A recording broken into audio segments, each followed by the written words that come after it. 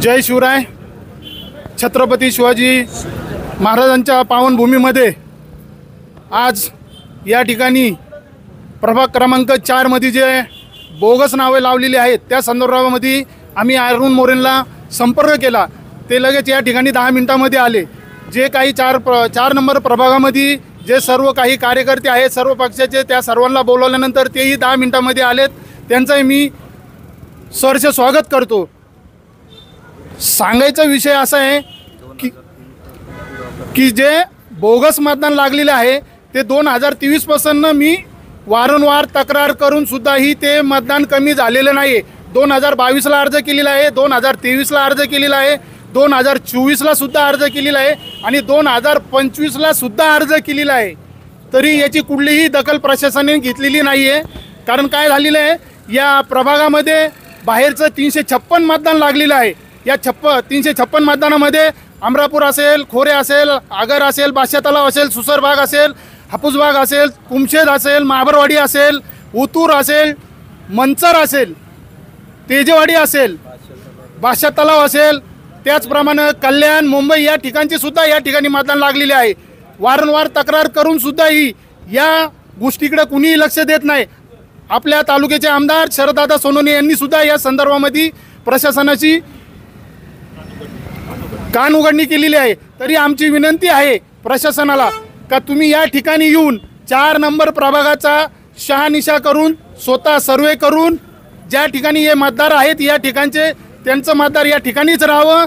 त्याचप्रमाणे या ठिकाणी जे कोणी राहत नाही त्यांचं मतदान या ठिकाणाहून डिलीट म्हणजे हद्दपार करण्यात यावं अशी मी सर्वांच्या वतीने विनंती करतो. त्याचप्रमाणे भविष्यात या ठिकाणी हे जर मतदार राहिले तर आपल्या ग्रामीणची लोक या जुन्नर शहराचा नगरसेवक ठरवणार का जुन्नर वासी या शहराचा नगरसेवक ठरवणार याचं उत्तर प्रशासनाने द्यायचं आहे आम्हाला. कारण काय झालं, वारंवार 4 नंबर प्रभाग असू 8 नंबर प्रभाग असू या 2च प्रभागामध्ये जुन्नर शहरामध्ये वारंवार तक्रारी होतात. याची दखल काय कुठे घेतली जात नाही. कृपया करून याची दखल प्रशासनाने घ्यावी, नाही तर अन्यथा आम्ही जन आंदोलन करण्याचा इशारा आम्ही प्रशासनाला देतो. कारण ह्या वेळेस सर्वात जास्त 1000 ते 1100 हरकती आलेल्या आहेत जुन्नर शहरामध्ये नगरपालिकेमध्ये.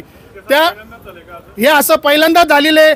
तरी या ज्या हरकती आल्या त्याबद्दल मी असं इच्छितो की यांना राष्ट्रपती पुरस्कार देण्यात यावा. कारण आतापर्यंतच्या इतिहासामध्ये 165 वर्ष झाले या नगरपालिकेला अशी मतदार यादी कधी प्रसिद्ध नाही झाली. कारण एवढा गोंधळ करून ठेवलेला आहे. म्हणजे 4 नंबर असो 8 नंबर सगळ्याच प्रभागामध्ये गोंधळ झालेला आहे. इकडचे मतदार तिकडं, तिकडचे मतदार इकडं, इकडचे मतदार तिकडं. 4 मधले 5 मध्ये, 5 मधले 6 मध्ये, 6 मधले 7 मध्ये, 7 मधले 8 मध्ये, 2 मधले 3 मध्ये, 3 मधले 2 मध्ये. हे असा जो प्रकार चाललेला आहे हा कृपया करून प्रशासनाने थांबवावा आणि याची शहानिशा करून त्याच्यावर पुढील कारवाई करावी. मुख्य म्हणजे बाहेरगावचं हे मतदान आहे ना, हे पहिलं त्यांनी ना कमी करावं. कारण या मतदानामध्ये ना भरपूर घोळ आहे.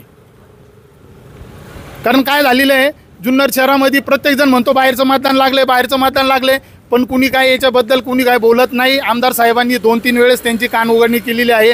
तरी प्रशासनाला मी विनंती करतो का तुम्ही 4 नंबर प्रभागामध्ये येऊन शहानिशा करून ज्या ठिकाणी या 4 नंबरमध्ये जे मतदान आहे ते तिथंच राहावं.